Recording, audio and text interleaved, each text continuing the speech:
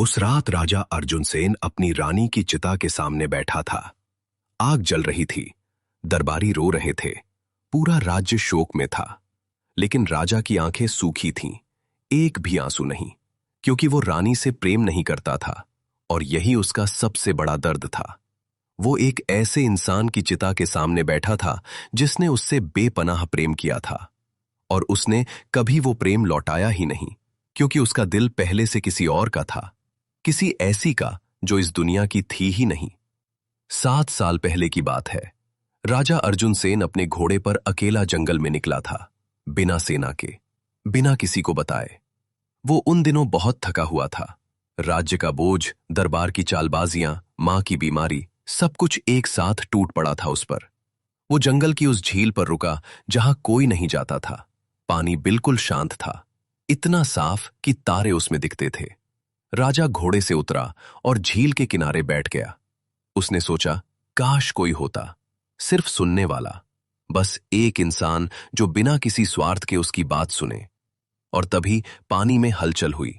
एक लहर उठी, बिना हवा के, बिना किसी कारण के, और झील के बीचों बीच से एक स्त्री निकली। राजा की सांसें रुक गईं। वो स्त्री पानी के ऊपर खड़ी थी। उसके वस्त्र भीगे नहीं थे, उसके बाल हवा में नहीं थे, वो स्थिर थे, जैसे समय रुक गया हो। उसकी आंखें सुनहरी थीं और उसके चेहरे पर एक भाव था जो राजा ने कभी नहीं देखा था किसी के चेहरे पर, करुणा। उसने पूछा, तुम रो क्यों नहीं रहे राजन? राजा ने चौंक कर पूछा। तुम कौन हो?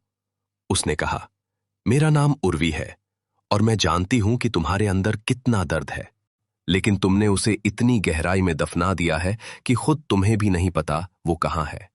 राजा उस रात वहां से हिला नहीं और उर्वी ने उसे सुना, पूरी रात, बिना एक शब्द बोले, बस सुनती रही। यही वो पल था जब राजा को पहली बार लगा, जिंदगी में किसी का होना क्या होता है। वो मिलते रहे, हर अमावस की रात, उसी झील पर, उसी जगह। उर्वी ने कभी नहीं बताया कि वो कहां से आती है, और राजा ने कभी नहीं पूछा, क्योंकि उसे डर था, अगर पूछा तो शायद वो आना बंद कर दे। महीनों बाद एक रात उर्वी ने खुद बताया।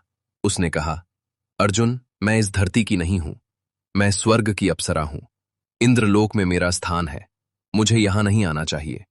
राजा ने पूछा, तो फिर आती क्यों हो? वो चुप रही। राजा ने धीरे से कहा, क्योंकि तुम भी अकेली हो। उर्वी की आंखें भर आईं। उसने कहा, हां, स्वर्ग में सब कुछ है, संगीत है, नृत्य है, सुंदरता है, लेकिन वहां कोई मुझे मेरे नाम से नहीं बुलाता। वहां मैं बस एक अप्सरा हूं, एक भूमिका। यहां तुम उर्वी हो। उसने सिर हिलाया। राजा ने कहा, तो यहीं रहो। उसने कहा, अगर मैं यहां रही तो देवराज मुझे ढूंढ लेंगे, और तब जो होगा उसे तुम झेल नहीं पाओगे। क्या होगा? वो बोली, वो तुम्हारे राज्य को नहीं, दिल को बर्बाद करेंगे।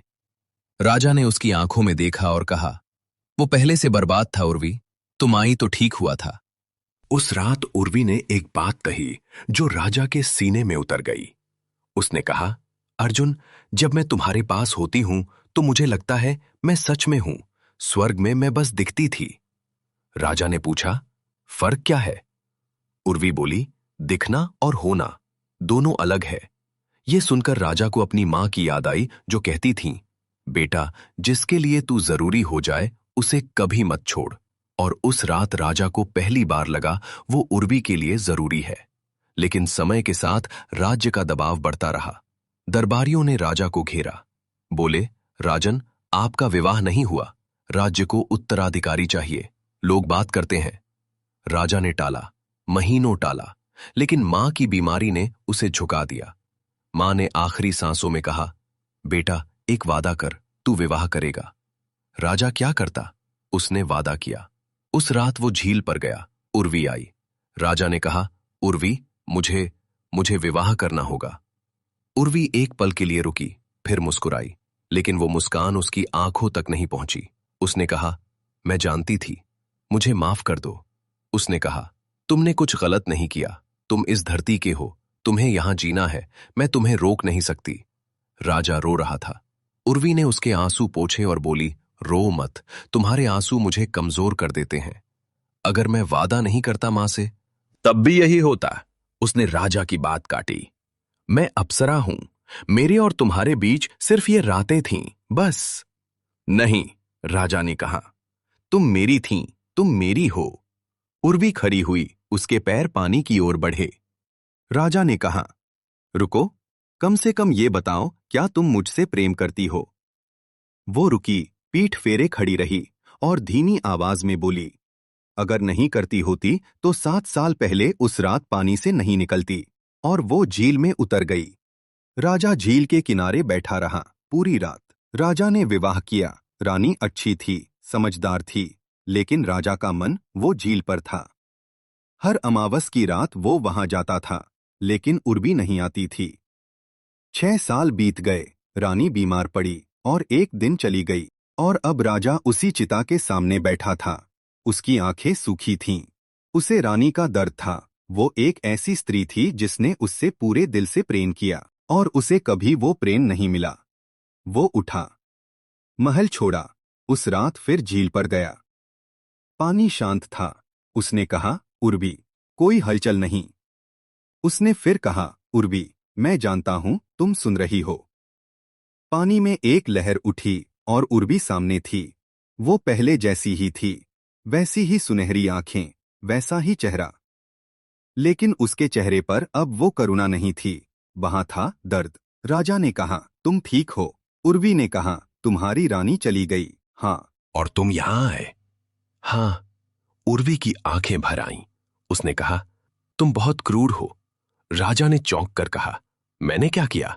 उर्वी बोली, एक स्त्री ने तुम्हें 6 साल प्रेम किया और आज उसकी चिता की आग ठंडी भी नहीं हुई और तुम यहां आ गए।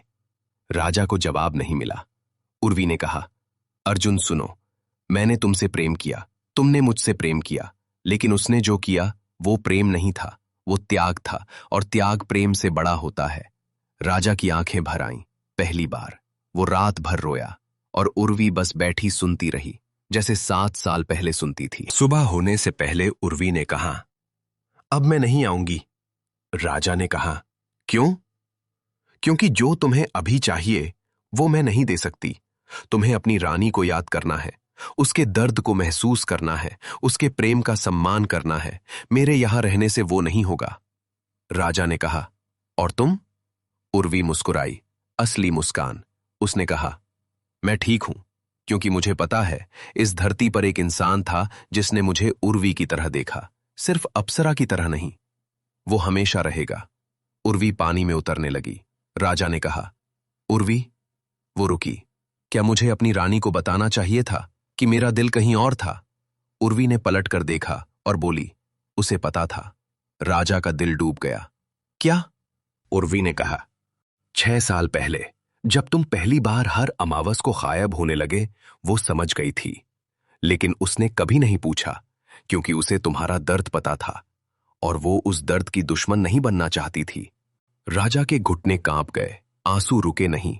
उर्वी बोली, इसीलिए कह रही हूं, उसका सम्मान करो, उसके प्रेम को याद करो, मुझे नहीं। और वो पानी में समा गई। राजा अर्जुन सेन उस झील के किनारे बैठा रहा। चिड़ियां गाने लगी और राजा को पहली बार रानी के चेहरे की वो मुस्कान याद आई जो वो हर सुबह देती थी, बिना कुछ मांगे। उसने मन में कहा, माफ कर दो।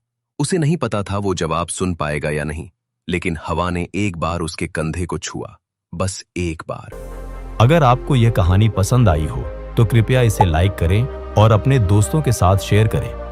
अगर आप ऐसी ही और प्रेरक कहानियों को सुनना चाहते हैं तो हमारे चैनल को सब्सक्राइब करें और बेल आइकन दबाना ना भूलें, ताकि हमारी नई कहानियां आप तक सबसे पहले पहुंच सकें।